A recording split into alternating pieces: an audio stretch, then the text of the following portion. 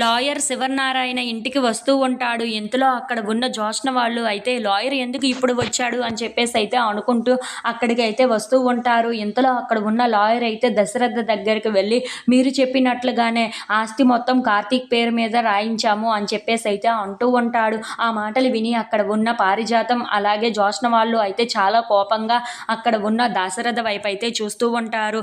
ఇంతలో అక్కడ ఉన్న జోష్న అయితే ఏంటి నాన్న మీరు ఏం చేస్తున్నారో మీకు అర్థమవుతుందా? ఇంటి ఆస్తి మాత్రం మా బావ పేరు మీద పెట్టడం ఏంటి అంటే వాళ్ళ తరపున మీరు వెళ్ళిపోయారన్నమాట. వాళ్ళకే ఆస్తి మొత్తం ఇచ్చేస్తే ఇంట్లో ఉన్న వాళ్ళు ఏం కాను అని చెప్పేసి అయితే గట్టిగా నిలదీస్తూ ఉంటుంది. ఆ మాటలు విని ఇంట్లో ఉన్న వాళ్ళందరూ అయితే ఏమీ మాట్లాడకుండా మౌనంగా చూస్తూ ఉండిపోతారు. ఇంతలో అక్కడ ఉన్న జోష్న మాత్రం ఇప్పుడు ఒక్కొక్కటిగా అన్నీ బయటపడుతున్నాయి. అయినా ఇప్పుడు అత్త నువ్వు మా అమ్మని పలకరించడానికి రాలేదన్నమాట. ఈ ఆస్తిని కొట్టుకుపోవడానికి వచ్చావు కదా అని చెప్పేసి అయితే కాంచనాని అడుగుతూ ఉంటుంది. ఆ మాటలు విని అక్కడ ఉన్న కాంచన అయితే జోష్న ఏం మాట్లాడుతున్నావు నువ్వు అని చెప్పేసి అయితే అడుగుతూ ఉంటుంది. ఇంతలో అక్కడ ఉన్న జోష్న మాత్రం అవునత్త మరి ఇందుకే వచ్చినట్లుగా ఉన్నావు, కరెక్ట్గా ఈ లాయర్ గారు కూడా ఇప్పుడే వచ్చారు కదా, ఇదంతా మీ అందరి ప్లాన్ కదా అని చెప్పేసి అయితే అంటూ ఉంటుంది. ఆ మాటలు విని అక్కడ ఉన్న దశరథ అయితే జోష్న వైపు చాలా కోపంగా చూస్తూ ఉంటాడు.